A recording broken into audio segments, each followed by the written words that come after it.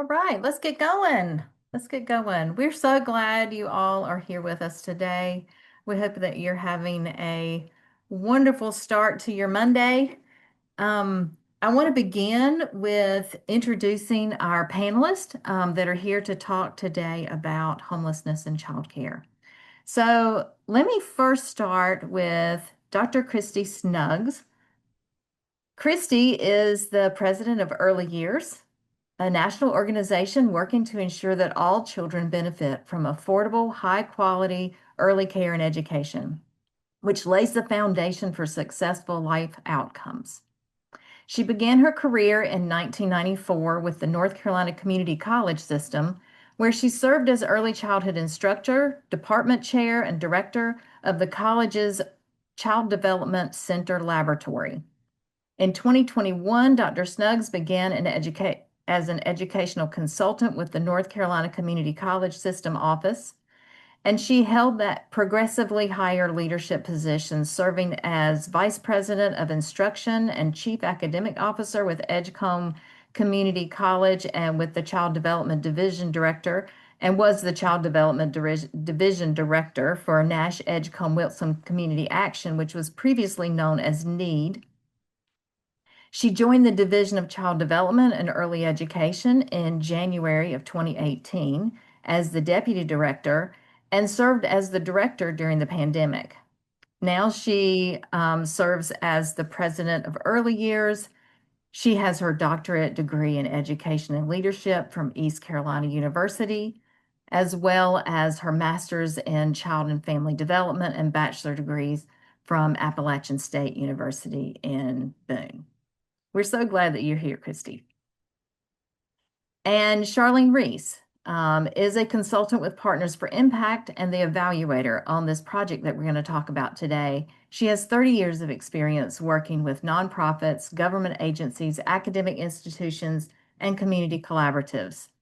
Since joining Partners for Impact in 2018, Charlene has supported evaluation, program planning, strategic development, systems change, and project management. She works with the early years she has worked with early years, the Kaleidoscope Project, Lucy Daniels Center, Resources for Resilience, Haven House, and other agencies on projects focused on children's social and emotional well-being.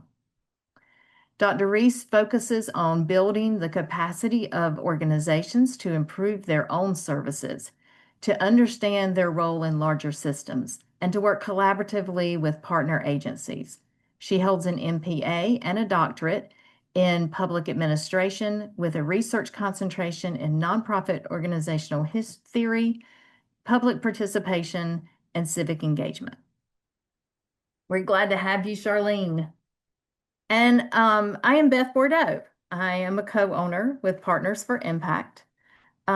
We are a company that is woman and LGBTQ owned. We're a small but flexible firm, but we have 12 consultants that all have deep experience working with nonprofit organizations, government entities, coalitions on community change and building capacity.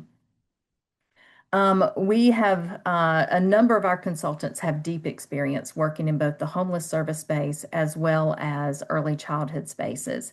And I've personally worked in homeless services for over 15 years, either as a consultant, working in various COCs or continuums of care across the state, or as an executive director of a shelter in Wake County, serving families experiencing homelessness.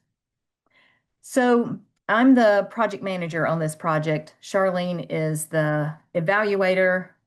Christy is the grantee serving with the organization that has received this grant. So next slide, please. Oh, that was our introduction slide. Sorry. Next slide. So I've already asked, and many of you are already doing this, to just introduce yourself, let us know who's in the room. For this webinar, we're going to ask you not to use the chat except for this initial introduction, but otherwise to use the Q&A. So if you'll see to the right of the chat on the bottom of your screen, there's a little question mark with Q&A below it, and that's where we want you to ask your questions. So please put your questions in there throughout the whole process.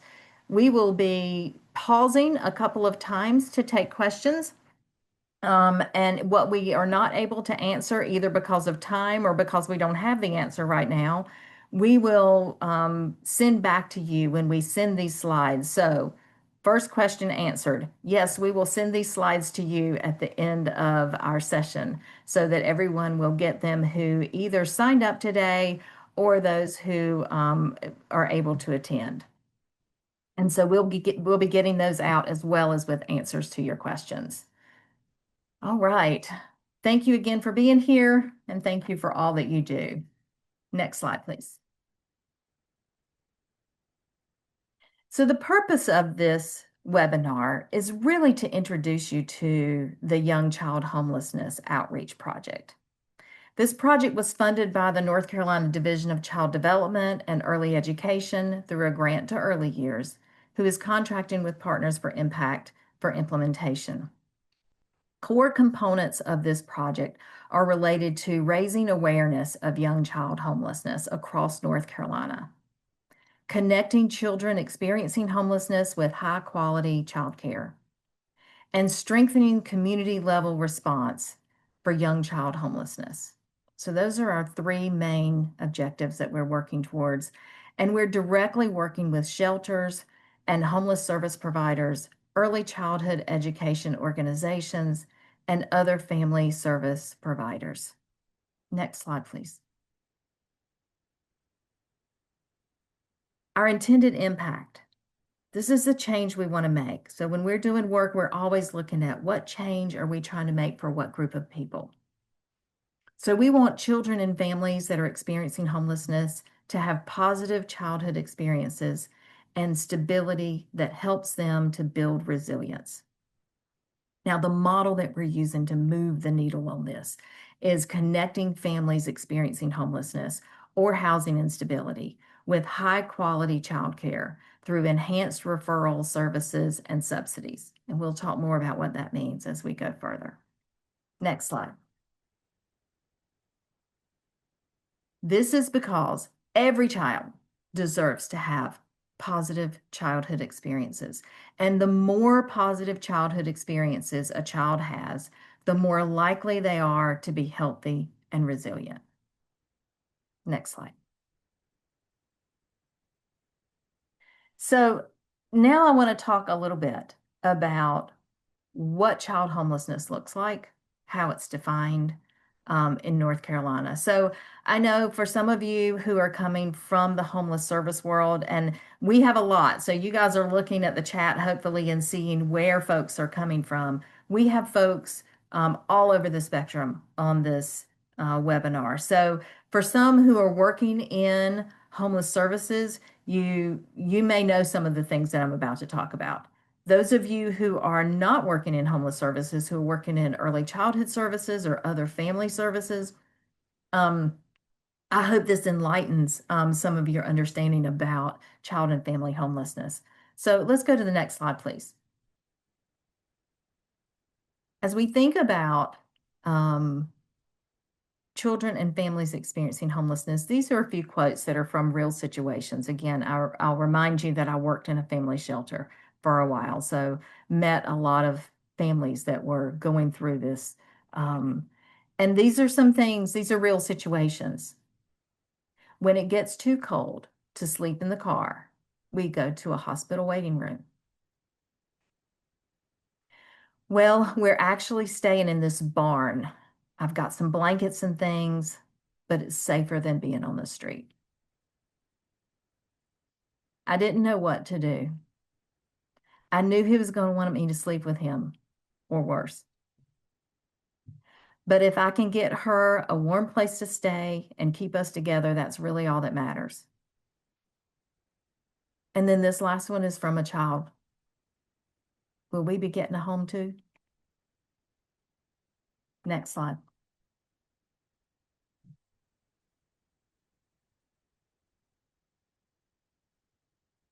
In North Carolina, there's almost 40,000 students from pre-K to 12th grade. And this was a couple of years ago. This was 23, 24 data, experiencing homelessness according to the McKinney-Vento definition, and I'll talk about what that is in a minute. So it's the broadest definition, but that's 2.2% of the whole student population in North Carolina. 71% of those students were doubled up, or they were staying with family. 18% were staying in hotels or motels. 7% were staying in a shelter, and 4% were unsheltered, which means they were literally sleeping outside or in a car or in a place that is not meant for people to sleep. That's almost 1,500 students sleeping outside or sleeping in a car. That 11,625 at the bottom of this slide, that's the additional children that are under 3 years old. So that first number includes pre-K forward. And so the children birth to 3, there's another 11,600 kids. And that was even a year earlier. So we're working right now on data, and we are really excited about being able to share more specific data and more broken down data around these numbers in the future. But this is what we have right now, and it's still it's devastating. That's a lot of kids. Next slide, please. Now the definitions, and again, I apologize to those of you who come from this world. You know all of this, but please know that part of the reason we're doing it this way is because we're bringing together those of you who are in that world with those who are coming from the early childhood space, who may not know this information. And again, it's going to flip on us in a minute when Christy starts talking about what's happening in young child spaces. So definitions of homeless, there are two definitions of homelessness. One comes from the HUD definition, and the other comes from McKinney-Vento, which is the school systems definition. So the HUD definition, as you can see here, is stricter. It's based on literal homelessness, which means you are sleeping in a place not meant for human habitation, a shelter, or living in an institution. There's an imminent risk of homelessness, or you're fleeing domestic violence. And that's a stricter definition. It's focused on housing or shelter. Its services include, shelter or temporary housing, street outreach, rapid rehousing, or other permanent housing solutions. That's what we're working towards with the HUD definition. McKinney-Vento definition is coming, like I said, from the school system. It's broader. It's based on education, and it has an education focus. So the services include basic needs, because when kids come to school hungry, or they had no place to shower, that's something that we want to work on right away. So it's based on helping support those basic needs. It also provides some classroom support, making sure that kids are getting what they need to be able to do the work, and transportation, getting them back and forth to the same school, so that just because family is having to move back and forth, maybe staying with a different friend or a different family member or a hotel from time to time, making sure that transportation follows those moves and this child does not get their school disrupted, although we know that it very often becomes disrupted anyway. Not necessarily because of transportation, but just because nothing can move that fast when someone has to go today. And then, staying in school is kind of the primary focus. So again, that's a broader definition and does include families that are doubled up or families that are sleeping in hotels. That is not necessarily included in the HUD definition. Next slide, please. Now, this is really where it comes together, right? This is the reason for this project. It's because we know that homelessness is connected with trauma. So sometimes children may have experienced a series of traumatic events prior to or along with the experience of homelessness. Their families or they specifically may have experienced systemic racism or oppression. either overt or hidden.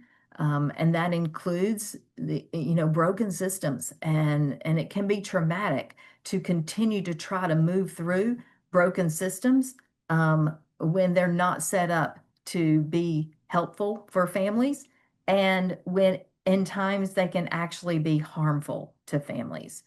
Um, there can be serious medical or mental health crisis in the family.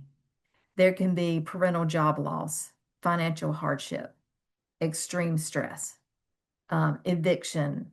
And again, when we're talking about a young child, what does eviction look like?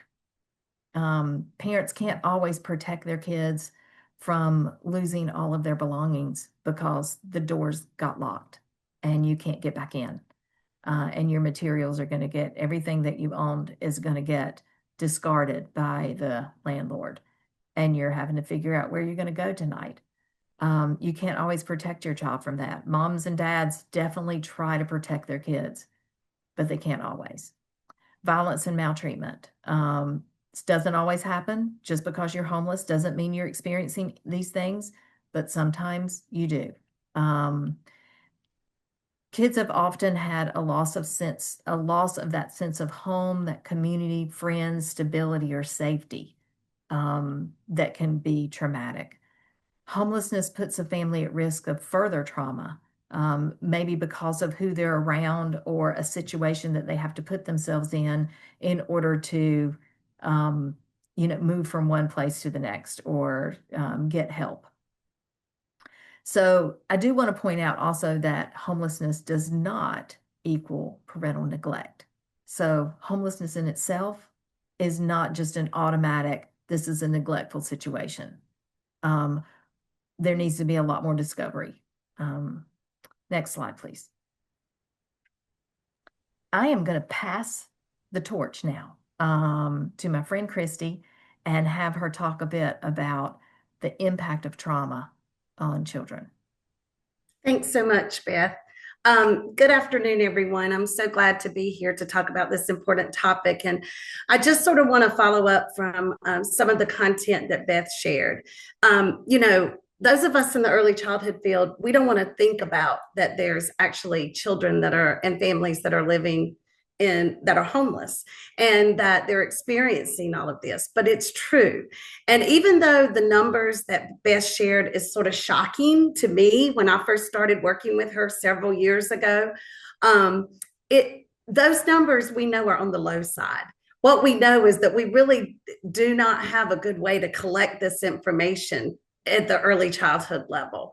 And a lot of it is based on assumptions. And many of you, especially those of you who are working in DSSs and providing subsidies, you're helping and you're making or ascertaining information that helps to identify if children are meeting that McKinney-Vento Act number. So what we see in the data many times is that it is whatever the school systems are projecting or collecting, they are projecting down to that early childhood level. So realize that this data could be a lot worse than we're actually showing you today.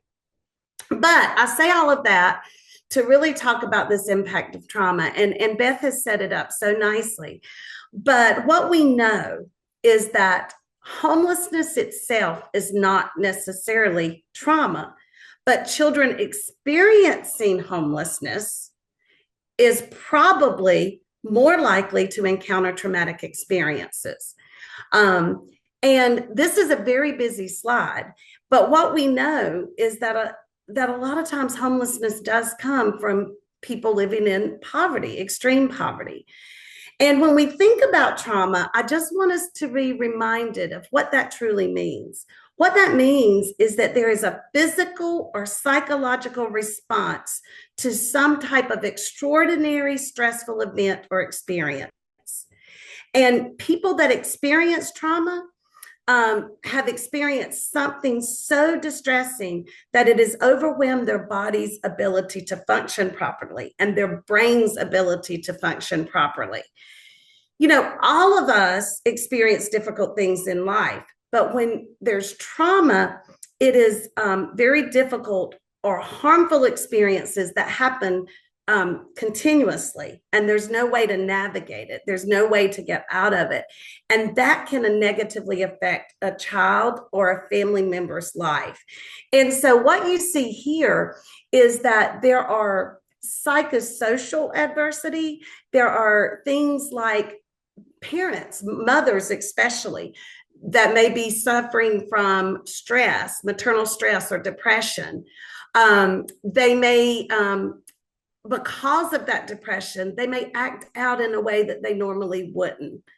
And then, because of their depression, the children, especially young children in those first 3 years of life, they are having those sensitive developmental periods, those periods that you really need to be developing the brain to its utmost potential. And when parents or the mothers or the fathers who are experiencing this trauma are not able to provide a very nurturing and loving necessarily environment because of the stress and trauma that they're experiencing, it impacts the development of those children. And you see here that at 15 months, language is developing, and that can be affected considerably by the interactions that the family members are having. Or even by the time they're 2, there's this whole attachment and IQ. And if we're not able to address this during those periods of sensitive development, then it could have long-lasting developmental effects on the child. But it's not just that that's happening. There's also biological changes that actually happen from families that are experiencing stress. There's a reduced, many times in the brain itself, there's reduced activity in some of the most important areas. There's not the same firing of those neurotransmitters back and forth. And what that does is that alters the brain's activity so that that the children themselves will never be able to develop, may never be able to develop the coping skills that they need because of what's happening. So there's alterations of the actual brain itself. It reprograms how the brain deals with stress. It affects the immune system and the regulatory system of the body. And then you see all of this happening as that child matures. You will see that there could be cognitive defects as they get older. There could be disease progression that happens. They could have social issues of not being able to interact, which could lead to things like unemployment and incarceration. So this is extremely important for us to understand of how it impacts the life of those children and families. Next slide, please. So there are ways, though, that we can mitigate trauma. And the way we do that is through positive early childhood experiences. And what we want is to provide protective factors for these children. We want them to be able to play and have predictable, nurturing environments. And we want them to have adults in their lives that recognize them, that praise them, that accept them. And they can do that by having supportive friends of their own. So if you look over on this slide, there are the 5 protective factors that we know happens when children are exposed to positive childhood experiences. When families have a knowledge of parenting and child development, and they learn that it's not only about affection. We know that all family members, that parents love their children, but they also need to provide respectful communication and listening, have consistent rules established and expectations, and to do that in a safe and nurturing environment so that it promotes independence of those young children.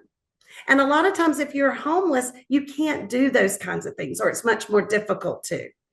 And when you do that, it helps to build resilience. But trauma stops that resilience. It doesn't allow a child to bounce back as effectively. And then there's concrete supports that are needed. How do you best meet the needs of the children? How do families assess those essential needs like health care and child care and mental health services? Are they able to do that? Do they know where to go? These are things that we can help homeless families provide those resources. Social connections. If families have emotional supportive family and friends, it can help even in an environment where they're doubled up. And then what all of that does is when children are in nurturing, developmentally positive relationships with caring adults, it can help them get control of their behavior. It can help them develop appropriately. So on the next slide, if you'll move forward, what we know and why we're talking about this and why Beth and I are working together with the homeless service providers and early childhood providers is that high quality childcare can provide many of those things that I just talked about, those protective factors for families who may be experiencing homelessness. High quality childcare provides stable structured environments. These classrooms can be profoundly healing for the families and for the children who are experiencing homelessness because they offer support and they offer stability. They can provide this stable and structured environment, which is crucial for children who may be experiencing in their home life this uncertainty and instability. Additionally, early childhood programs can connect families to resources. They can help them find medical care and dental care, helping address health needs and promoting the overall well-being that the child needs. In essence, these early childhood classrooms provide a vital lifeline for children and families experiencing homelessness. They offer safe, stable, and supportive environments where children's sensitive periods of development are nurtured and enhanced, and they can learn and grow and thrive. And so we want to get those two groups connected. And in many of our communities, those connections are not as clear as they need to be. And that's what we're hoping to do as part of this project. Next slide, please. When we can make those connections, what we know is that we can make a difference in these children's lives and we can help them to move forward. So I want to pause right here, and Charlene has been managing our chat or our question and answer area. Charlene, is there any really big questions that have come up so far? We do not have any questions so far, but I will encourage people to put them in the question and answer box if you have questions up till about what's been said so far. Nothing so far. Great, thank you. Let's move on to the next slide because I want to talk a little bit more about what we're doing specifically in this project related to early care and education. So I've already said that we want to make the connections to childcare. And so how do we get families, those of us who are interacting with families and we've ascertained that they may or may not be homeless, how do we connect them to high quality childcare?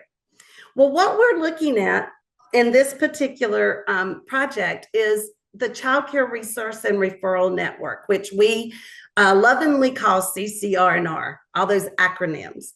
And what we do, there is a whole statewide system that provides services across the state. And I know we have some of our CCR&R providers on the call with us today.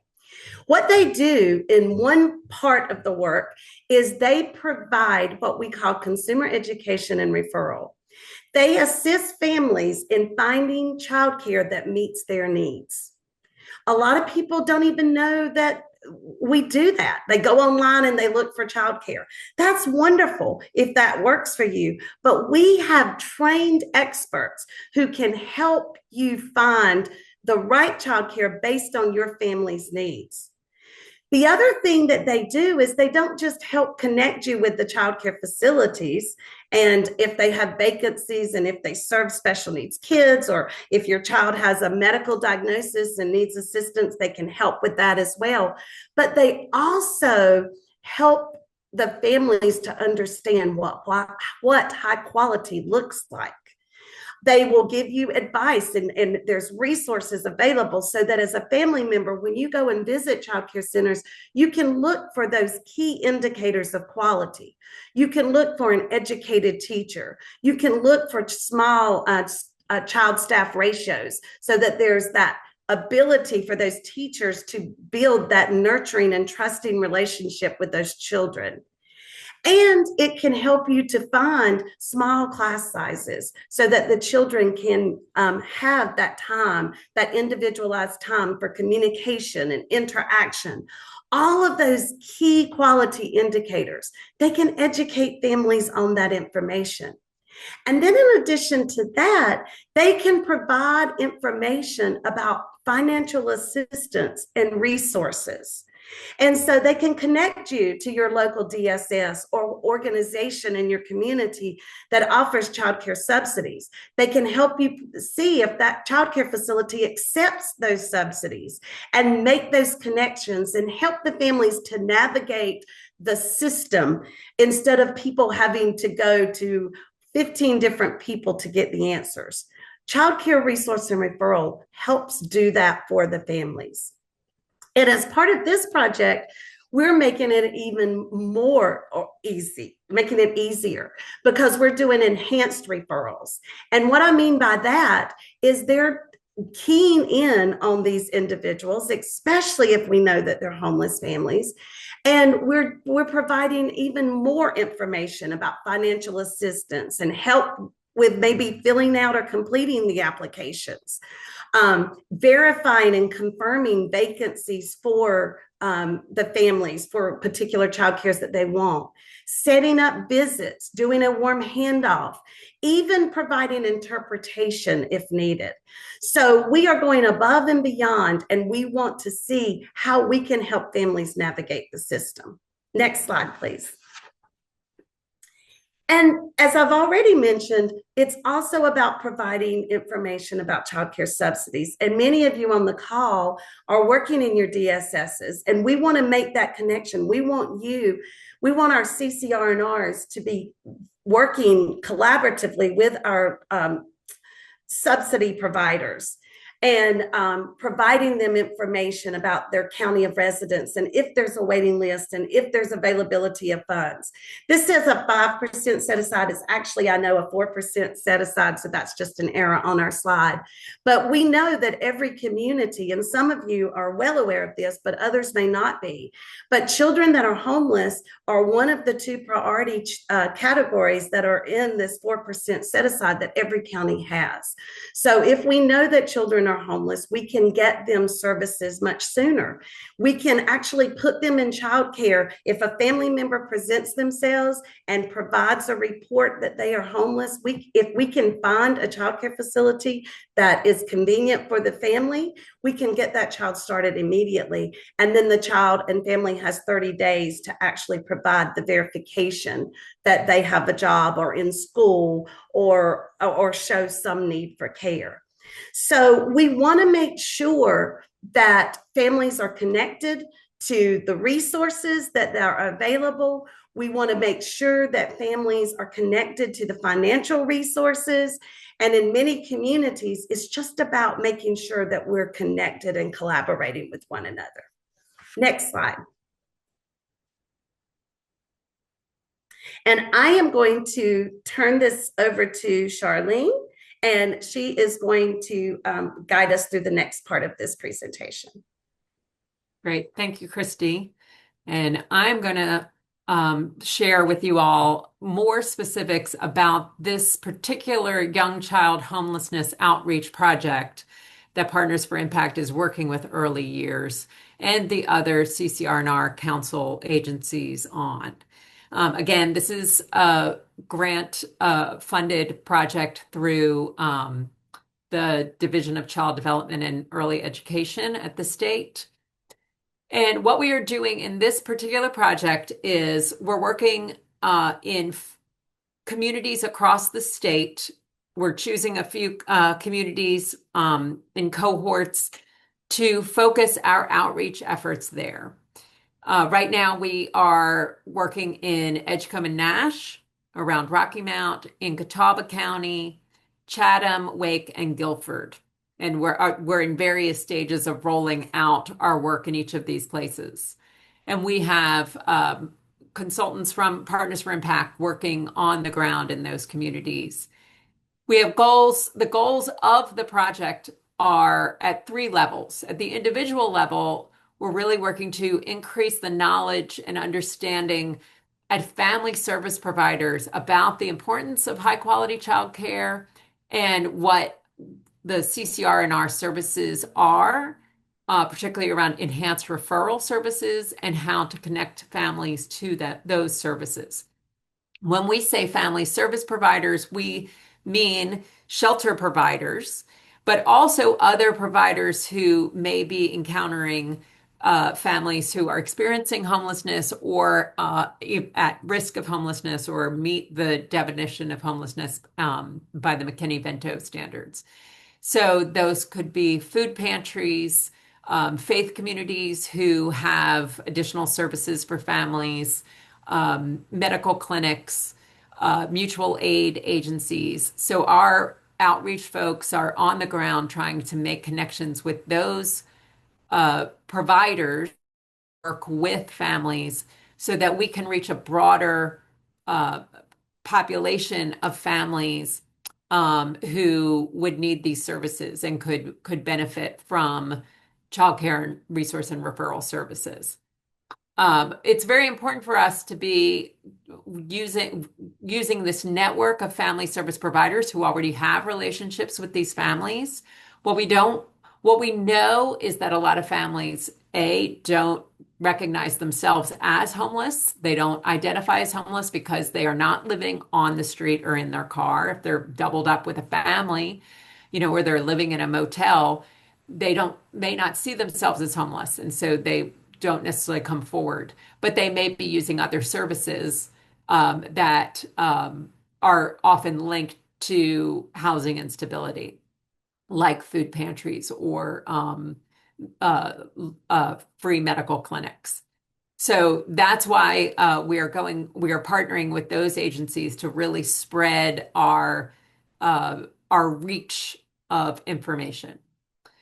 So we are also directly supporting those family service providers to share the resources about CCR&R with families. And that's going to look different in each community. In some communities, it will be helping those family service providers hand out flyers with direct information about how families can access the child care resource referral system in their county where they are.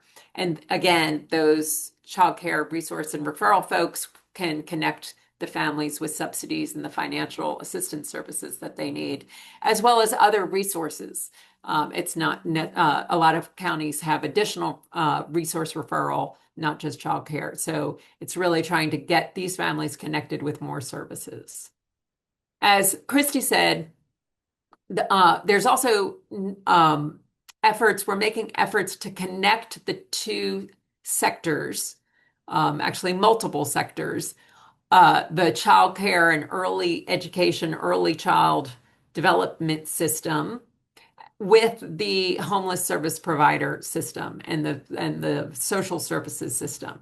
So some communities, there's lots of connections, there's lots of ongoing work where they are talking and everybody knows each other.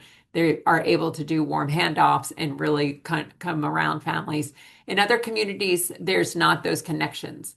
And what we know is when there's not connections, families fall through the cracks. And the system is even harder to navigate when the agencies that the families have to deal with are not talking to each other and people don't know where to send them and what they'll need when they get there.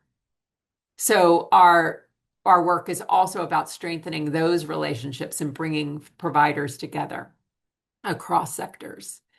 And then we're also trying to as we do this work, we recognize that there are a lot of barriers to families accessing high quality childcare.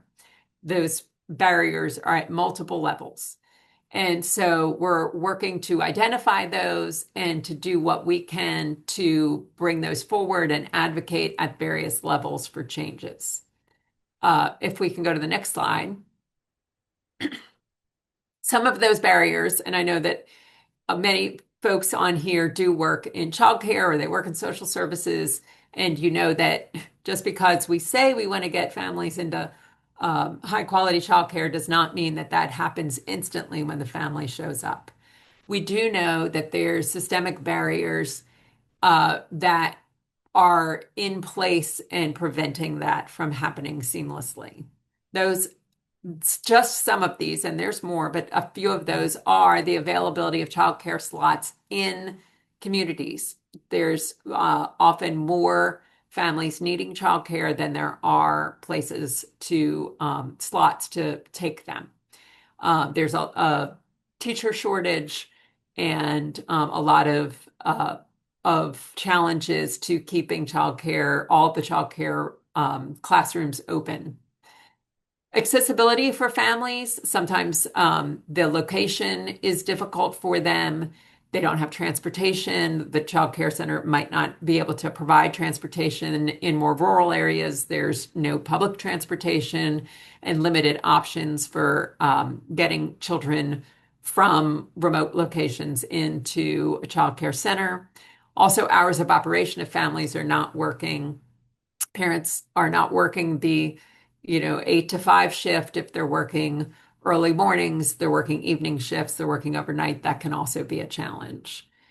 We also recognize that there's waiting lists for subsidies. Not all families can get subsidies because there's not enough available, that there are eligibility rules. A lot of those are set at the federal level, not at the state or local, around having to have a reason to receive the subsidy, including being working or being employed or in school.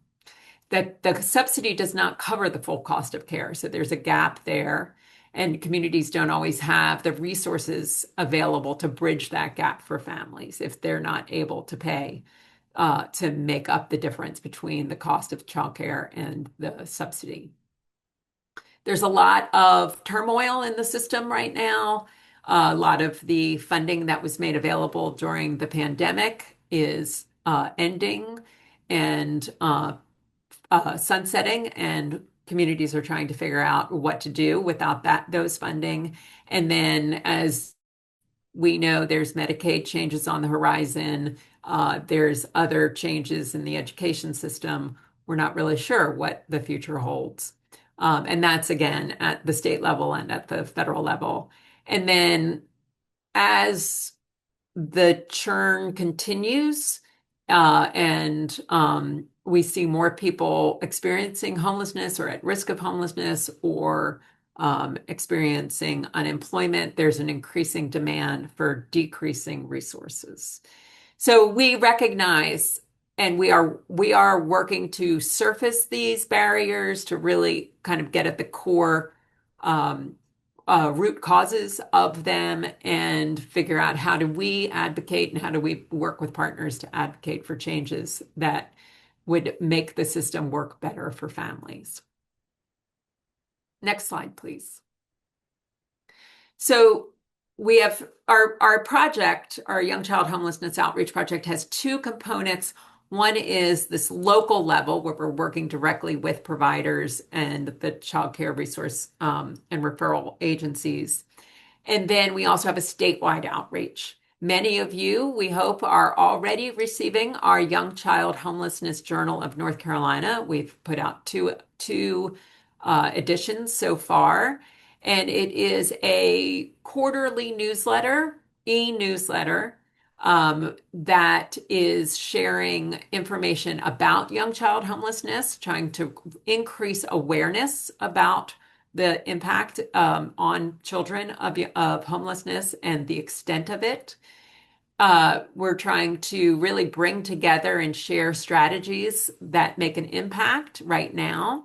So we know of some as we are working with organizations. If you are receiving the newsletter and you feel like you have some really good strategies that are working in your community and you want to share them out with others across the state, you can email us and we will share those in the newsletter. We really want to be able to crowdsource the information and share out good strategies across the state.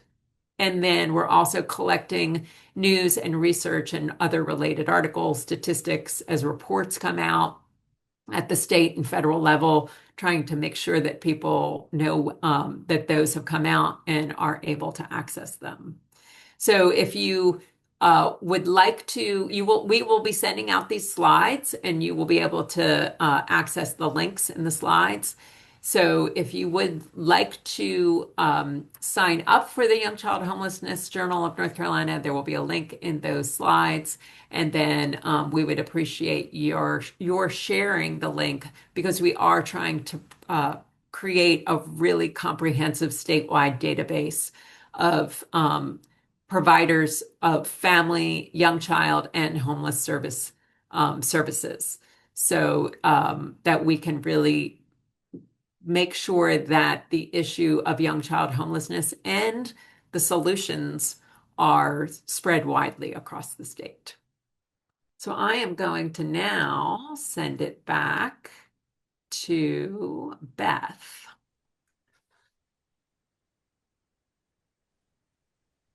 Hello. And actually, if let's have all of us pop back up, of the panelists come back to the forefront because I have a few questions that have come through the Q&A in the last little bit. And so I just want to pause right now and hit some of those questions and then, give you guys another chance to ask more questions if you have any. So if anybody has any more questions, pop them in right now. But one of them is around there was several around subsidy and around the verification of homelessness, the work requirement, and how long it takes. So I'll give a quick response to those, and then I'm gonna toss it to Christy and see if she has anything more. But I'll say how long it takes. It varies in every community. So some communities may have a waiting list on their subsidy dollars, but they may still be able to bring a child that is experiencing homelessness to the top of that waiting list with those priority dollars. So we don't know, right? It depends on if those priority dollars have been spent yet or not. There may be also a community that has not completely spent all of their funding. And so there may be open spaces at that point. In addition to subsidy dollars that are often coming through DSS, there can be other dollars that are paid for through Smart Start or through other local sources that can help, kind of bridge some of the gaps, maybe that subsidy dollars have, in order to address some needs. And we've even had conversations in some communities where they're taking those extra dollars and also prioritizing children experiencing homelessness with them. So there's some conversations to happen around that and how we could potentially work on the best solutions for your community based on what those dynamics are in your community. And let me hit one more about subsidy before I throw it all to you, Christy, is the verification of homelessness and work requirement. Actually, I'm going to just toss that over to you now, Christy. Do they have to verify homelessness in order to meet that criteria? And do they have to have a work requirement? Okay, so I'm not the expert on subsidy. There's some of the folks on this call that are. What I wanted to say is, first and foremost, is that's why you need to connect with your child care resource and referral in your local community. They can help make those connections, answer those questions, and help to navigate the system for providers. Mary Irwin has dropped the website for our Child Care Resource and Referral Network, North Carolina, in the chat, as well as a 1-800 number, which is 1-888-600-1685. If anyone ever needs that, please make sure that you use those. But what I would say to you is the child care subsidy workers are trained in such a way that they know how to ask certain questions to determine if the child meets the definition, the McKinney, the family meets the McKinney definition for homelessness. So they know how to ascertain and ask those questions. And that would be the first step, is we need to make the connections. They also know how to prioritize, and because that set aside is available, they can, if they are talking to the parent and the parent reports the information that the family is homeless, they can serve the, if they have the dollars available, they can serve those children immediately. There is no wait time. And then there's a 30-day window for the families to verify their need for care. There is still have to be in the subsidized child care program in North Carolina, you do have to have a need for care. And there are 5 of those needs. One is employment, of course. One is education. One is CPS, CWS, or developmental needs. So there does have to be a need for care met, even with homeless families. But there is set aside dollars that each community has that can be used for homeless children or special needs children. But like Beth said, it really just depends on the spending of that community, the need. And what I will tell you statewide is that we had a lot of federal investment through ARPA dollars that were added in over the last several years, and that money has gone away. We've used it. It's gone. And as a result, we have steadily seen the number of children that have been able to be served across the state decrease over the last year. And we've seen our waiting list numbers statewide increase to almost 16,000 children. But what I will say to you is there are ways to get them connected. And like Beth said, if the subsidized child care program is not available in the community, there may be other resources. And that's where the R&Rs are set up. And with this particular project, we are making those connections, and they're doing those enhanced referrals to help families navigate through the system. Awesome. I will say that in some of our, I think it's our most recent um, e-newsletter that went out, we shared some information from Schoolhouse Connection about states all across the country, and each state has a little scorecard on it. And one of those scorecard elements is, does your state waive that work requirement? Or that work education requirement for families experiencing homelessness? North Carolina is a no. But that's also why, we hope that there will be more advocacy around what is it that we need here in North Carolina for our families and children. Um, there was a couple of other questions I want to highlight. Buncombe County, are there enhanced CCR&R services in Buncombe specifically? Because it was not one of the counties that are listed. I will say that there are enhanced services across many counties that are not the ones that we are actually targeting first in our direct outreach and local work. But Christy, do you know if Buncombe is? I do not know off the top of my head, Okay. but we will get that answered in the information that we send out. Many are offering enhanced referrals, but others are not. But it really is it's a resources question in many situations. Are there the resources in that community to do that? Because it does take a lot of extra time from the staff, but we can definitely follow up and get that answered for that community. Great. And then one last, oh, go Can ahead, I just Shirley. add on to that? So the slide, Fiona, if you can go back 2 slides. So we listed these 5 communities where we're working on this enhanced outreach project.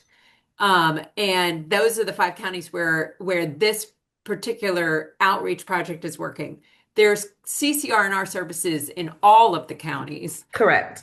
Some of the counties have the enhanced referral services, but we are doing this outreach to the other family serving providers in these 5 counties.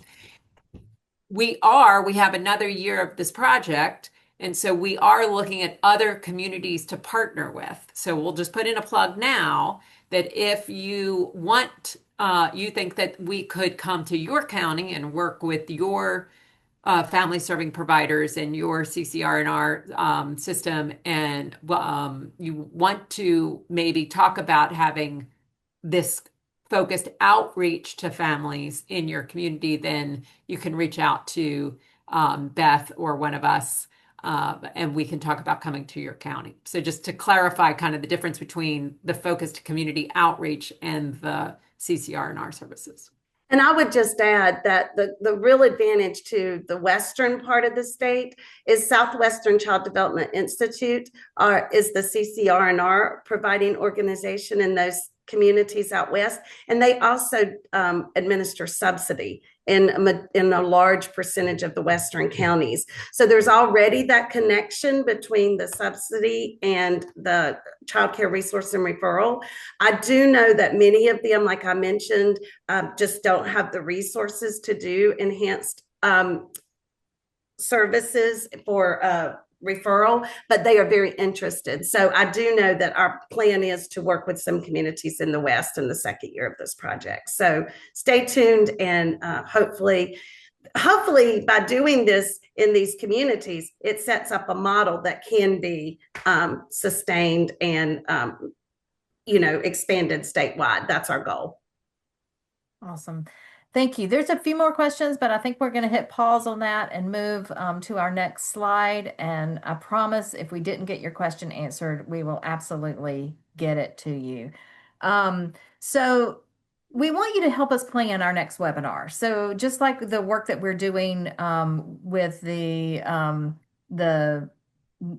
e-newsletters, we're also trying to do multiple webinars. We don't really have a set time frame for those right now, but we're really interested in what you would like to see. So please go ahead and fill out this poll that we just posted. Any of these topics that you might be interested in having our next webinar on, we'd love for you to go ahead and answer this poll. And if you don't see the answer that you are just itching for, please just post that right in the chat. So we're going to go back to chat now, not Q&A.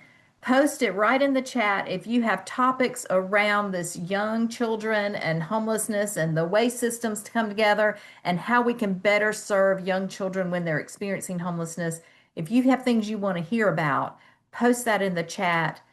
But also, please hit this poll and let us know there. There was one question I will kind of respond to real quickly while you guys are doing the poll. And that is that what about family childcare homes, and how can they best support families that are experiencing homelessness? And is that any different than the way childcare centers might support families experiencing homelessness? And I would say, first of all, it's probably not a whole lot different. The biggest thing you can do is have some grace. Just have grace. Recognize that their lives are topsy-turvy. And communicate well. That would be the second thing that I would offer. Communicate well and communicate often and communicate with multiple different avenues. Recognizing that when someone is experiencing homelessness, even if they're stabilized momentarily in temporary housing, it's still a pretty chaotic time. And so it's going to be hard to keep up with communications. And so that would be the two things that immediately come to mind. We will get you some more information about that as well. And we're actually there is some specific things that can happen within childcare centers and childcare homes in order to help you better create better spaces and so forth that focus on children that are experiencing homelessness.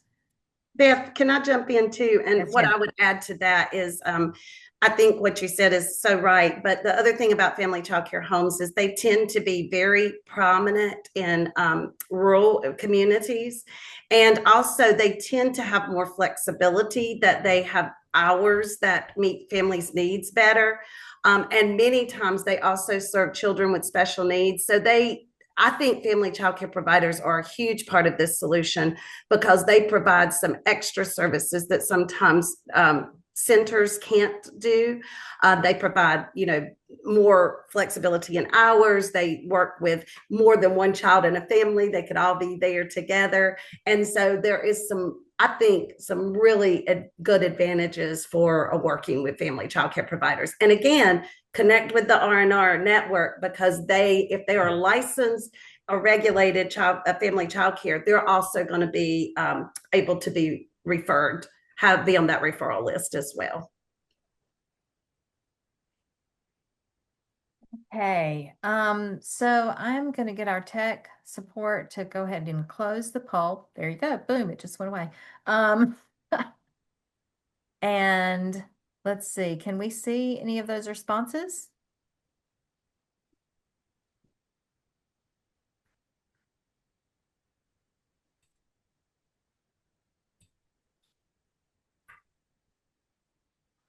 Okay, great. Okay, we got some work to do. Yeah, we do. Yeah, we do. This is fantastic, y'all. Well, we will get to working and we will bring you new webinars on some of these topics. It sounds like very much around community change, but also the most responses were around, I'm interested in all of these. So that's fantastic. Um, we look forward to continuing to share with you. Let's pop to the next slide, please. So we really put this slide together for you to have when we send all the slides back out. So our time is about up, but I just want to point out these are the things that you can do right now, right? You can sign up for that Young Child Homelessness Journal of North Carolina e-news. It gives you great information, really concrete things that you can do, as well as the broader research that's going on around this topic. Reach out to us if you want us to work in your community. Learn more about CCR&R services and reach out to them. Bringing Families Home is a public awareness campaign. It's on the Early Years website. You have the link there, as well as a link to many other resources around young child homelessness. Early Years has been doing this for years. They've been working on young child homelessness for about 5 or 6 years now, pretty intentionally and intensively. And there's quite a bit of research and information on their website. We have done some work with them, and some of that content is here around shelters, that shelters can do, things that you can do, as well as things that we can do across sectors if we work in whole communities. So just encourage you. There's the action plan for early childhood homelessness support system that was put together by Yay Babies, which is a statewide coalition addressing this issue as well. I'm talking really fast now. Thank you guys. It is after 2 o'clock. We deeply appreciate you being here today, listening, and really for all the work that you do because we know you're the ones with feet on the ground, loving on these kids and these families and helping out. So we appreciate that. Thank you, everyone, for being here. Thanks so much. Talk to you soon.